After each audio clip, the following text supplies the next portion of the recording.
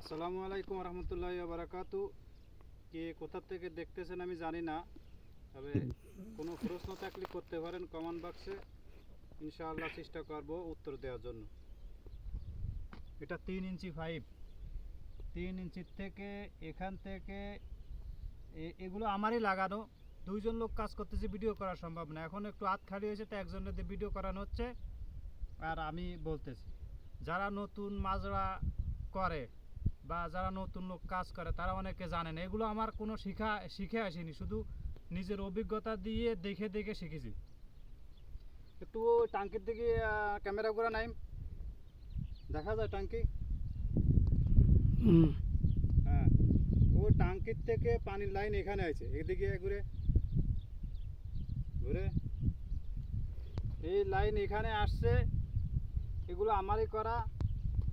এই দেখেন, এখানে একটু দেখার বিষয় হচ্ছে কি, 16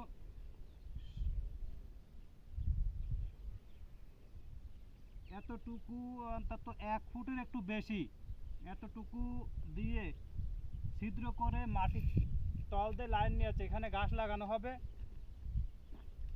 এটা হচ্ছে, এটা দিয়ে ছিদ্র করে এটা লাগায়, সাথে একটা রবার থাকে, রবার দিয়ে নিয়ে যাচ্ছে। এখানে রোদের এত তাপ, এগুলো উপরে থাকলে নষ্ট হয়ে যায়, যার জন্য মাটির তলে দিয়েছে। এলো রবার, এখান থেকে ঢুকায় এদের ছিদ্র করে লাগায় মাটির তল দিয়ে নিয়েছে। 4-5 বছর যাবে ইনশাল্লাহ। আর এগুলো উপরে দিলে বেশি দিন থাকে না, অনেক মালিকে উপরে দেয়, তবে উপরে দেওয়ার সিস্টেমটা ভালো না। নিচের থেকে দিলে বেশি দিন টেকে, আর উপরে দিলে বেশি দিন টেকে না, যার জন্য নিচের থেকে দেওয়া আছে। পুরোটাই এগুলো লাইন দিয়ে আমাদের দুজনই করা, আমাদেরই করা।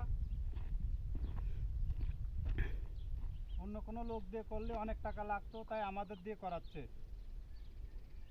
যাই হোক, মাজরায় কোনো কাজ না, পার্মানেন্টলি বহুত কাজ, বিভিন্ন ধরনের কাজ। আমাদের এখানে আছে বারসিম, ডুরা, খেজুর গাছ, জৈতুন গাছ, আরও ফল ফ্রুট গাছ আছে। আর দুম্বা ছাগলটাই আছে, সপ্তাহে ভিডিও দেখায়। ওই হচ্ছে ওই পাইপ দিয়েই হচ্ছে এলো লাইন করে, তারপরে পানি ফুল করে ধান গাছের মতোই এই গাছ লাগাতে হবে। গাছ যদি বড় হয় দেখাবো ভিডিও করে, পরবর্তীতে দেখতে থাকুন। নাই